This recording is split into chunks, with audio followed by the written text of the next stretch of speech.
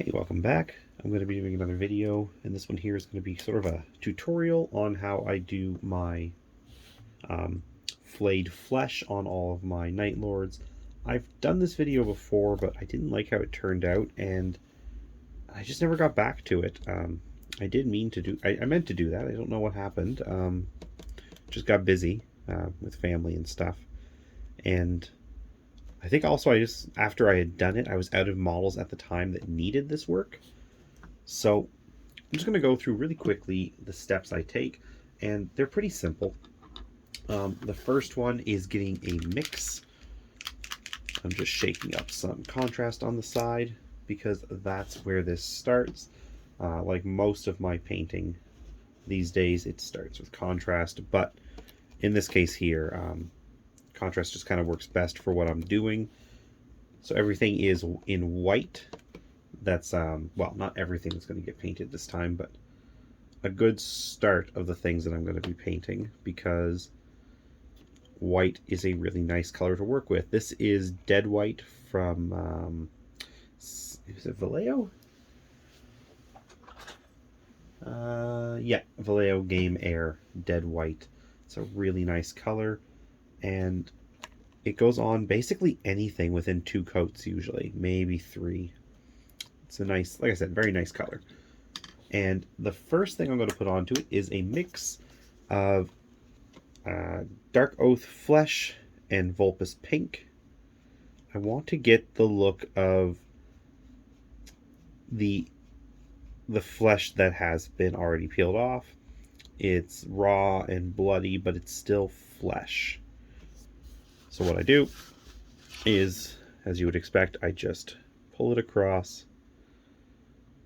I didn't want it, again, to be too deep in red yet. There's other ways I can... Oops, sorry that wasn't in focus, but yeah, I'm just putting the paint on. There. And going for just essentially this coverage. I like the way this turns out with the Dark Oath. I mean, you can use any colors. I like Vulpus Pink because it is in the realm of being red without being totally red, and then just any flesh color. And I like to model it so that there is the thicker splotches of, you know, blood or whatever you want to say that is, the viscera. And do that to a couple of them.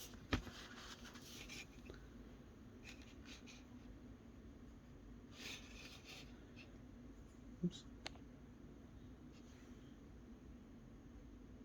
Try to focus this. There we go. I guess it was just too close. Doesn't matter if it gets onto the paint. That actually is probably pretty good, because it's going to help later on sell that this is a bloody mess that's been tossed on. Just remember to get in behind. Doesn't have to be too good back there. I didn't even really put white down, just enough to show that it's darker, because it is in shadow. And again, make sure it's on there all kind of splotchy, and so that no white's really showing through. I have a couple more of these to go through. And there. This, now at this point here, just for a little bit of variety, I'm going to mix up what I'm doing by taking a different flesh color. You can use anything you want, like I said. So this one here is Crusader Skin, and I'm just going to drop that in, a couple of drops. It's a slightly lighter skin color, and I'm just trying to add a little bit of difference to what's happening. Oh, that's not too different yet. I'm going to add a drop of Blood Red. These are both speed paints from Army Painter. Just like, again, to change up what's happening. I guess that is pretty different. Oh, that's a bit too red, so I need a little bit more But I mean, it isn't too bad, just because again, like it's changing up what you're getting here, in terms of effects, so that just not all of your flesh is exactly the same. There's no problem with that, but it's just for the sake of making it interesting. I like to switch up what's going on. And this last one is going to be just a little bit of Gilliman flesh. So I had the dark oath flesh with Vulpus pink.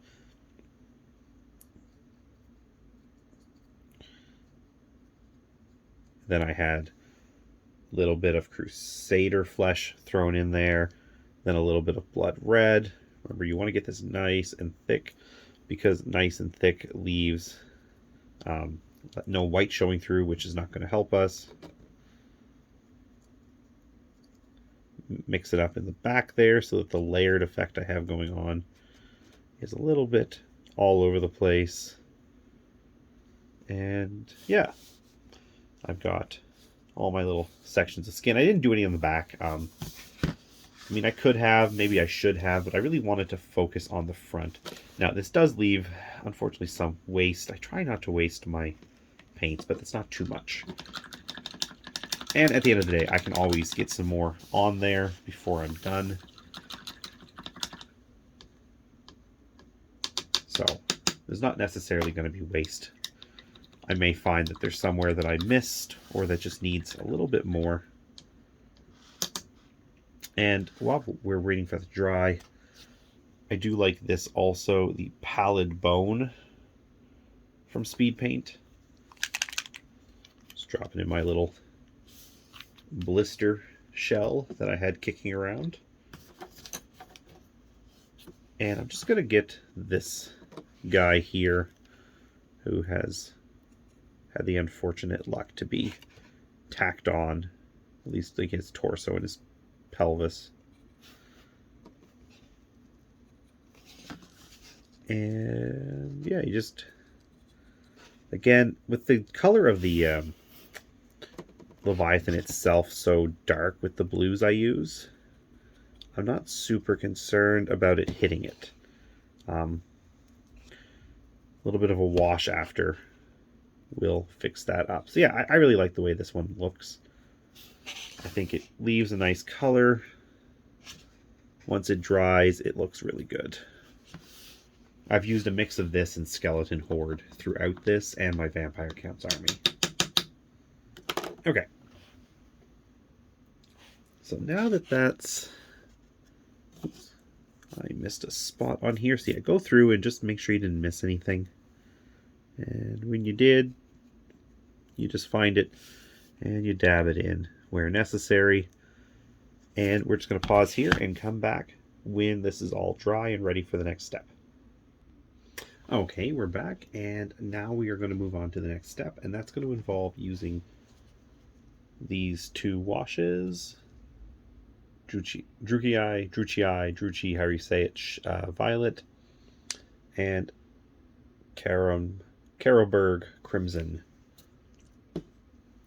These are just meant to sort of just improve the depth of the wounds we're seeing. So very lightly applying these just in a few spots here and there, just so that you can, again, just see a little bit more of the damage, just to darken it up.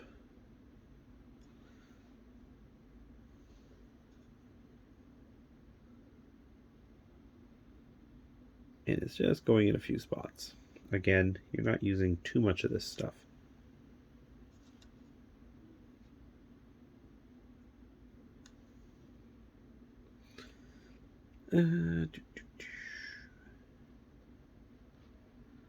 Just anywhere you want there to start building up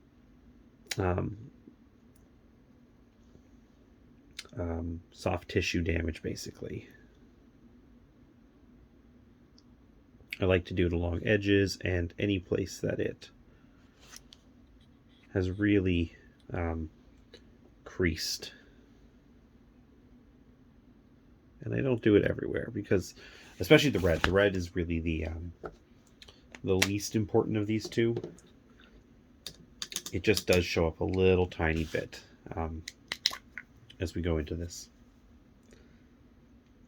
The purple's a lot more important because this starts really showing the bruising. Oops, can I get that to focus? There we go. So the purple, again, much more important for this, and I like to use this one a bit more.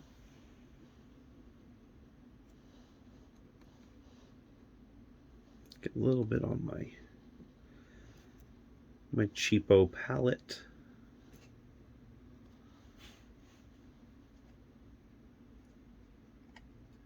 Build up some bruising.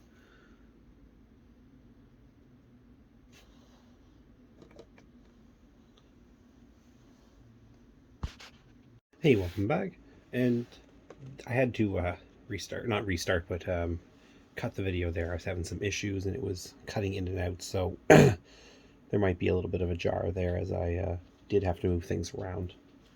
So, where we are right now is just the last bit. The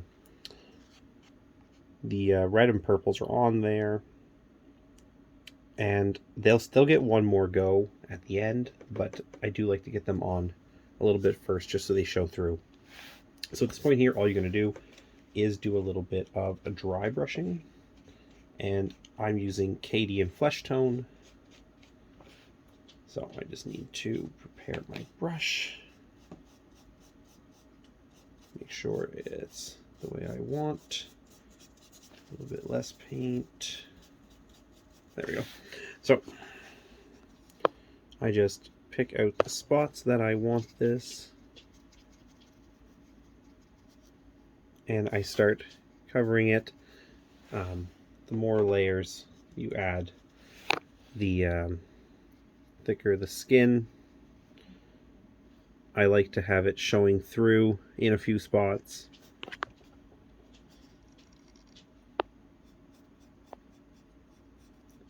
So I just go over it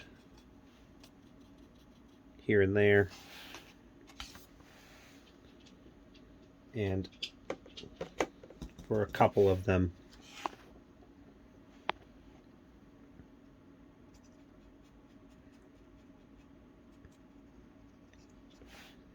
and you might have to touch up some of the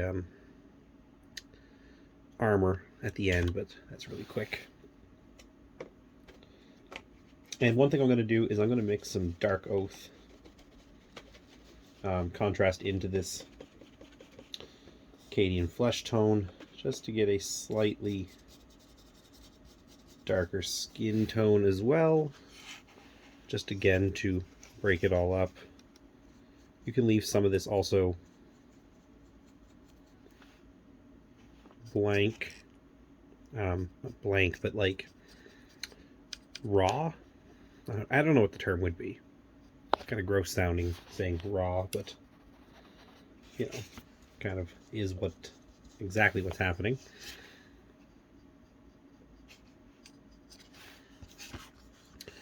And if you don't go too heavy on this, what happens is you do get a look of like the skin is a little bit old and worn.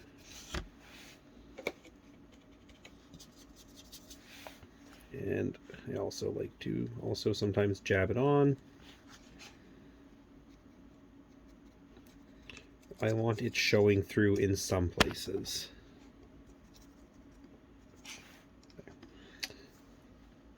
So this is sort of stretched out, thin skin is what I'm going for.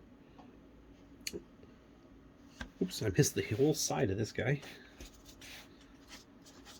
So that'll happen. You gotta go around the whole model and make sure you got everything, because the way I've done this, it is kind of everywhere, every angle. So it's not too hard to miss something.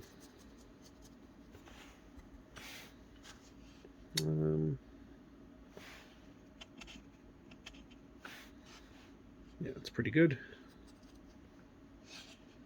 Yeah, I'm happy with that. So it's sort of like a skin that's been there for a little bit is what I'm going for.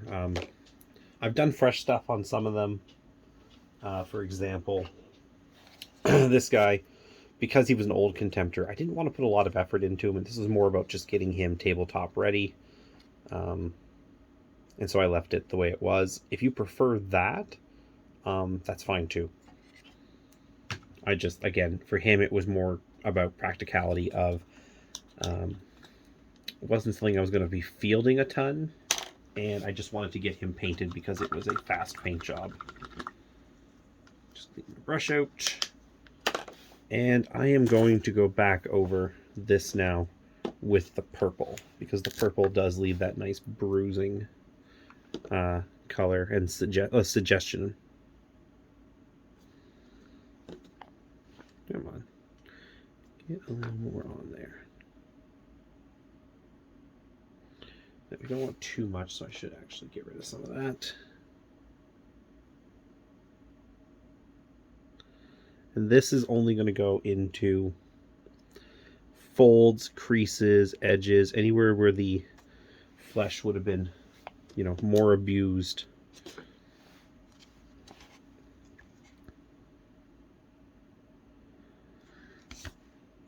Yeah, it's coming out pretty nice. I'm happy with that so far.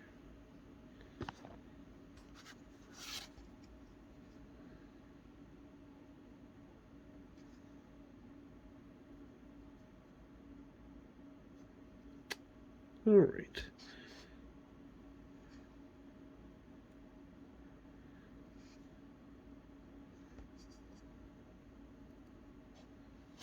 Some spots I'll put it heavier than others. This is just so that it's not a uniform looking bruising.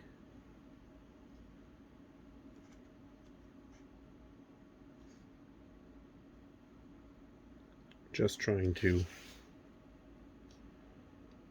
really really just break all this up and bring a little brightness back where there might be a little bit too much dry brushing.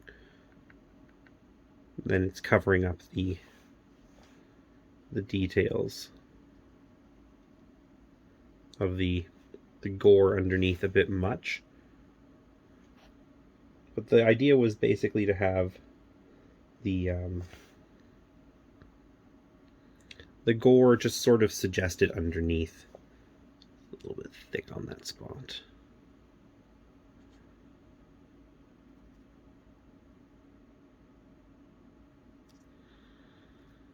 All right. I think that looks pretty good. And at this point here, it's just a matter of touching up, as I said, the armor plating. And if you really want to, I think this might even be a good time to break out your blood for the blood god, or whatever you use for that purpose, and put that stuff around the edges. I won't be doing that right now, simply just because I want to fix up the armor plating first, and I'll come back to it. But when I do the show off video at the end, the final video, because this guy isn't quite done, you can see the metal still is not ready. There's a little bit more to do on this guy. I gotta finish the skeleton, gotta finish his head, and just little odds and ends on this guy needs to be done anyways. Blood for the blood god is always essentially the last thing I will do, because I am gonna kind of daub it. I'm gonna dab it all over this guy. Dab it, daub it. I think I'm pronouncing it wrong. I spend my time around children with my job, and they use the word dab so often that it sort of gets into my brain at times. And I don't want to use it, I think, is what it comes down to, and I try to find other ways to say things. But yeah, let me know what you think in the comments, and hopefully you found this helpful. If not, you let me know what you think you can do to improve this. Actually, one last suggestion: if you want a little bit of some green on some of these, might look good if you just really gently and lightly apply it, just to add more of a rotten look. You can do that for if it's been on there longer to get that look. I just want this to look somewhat fresh, but not too fresh. Anyways, thanks for watching and have a great day.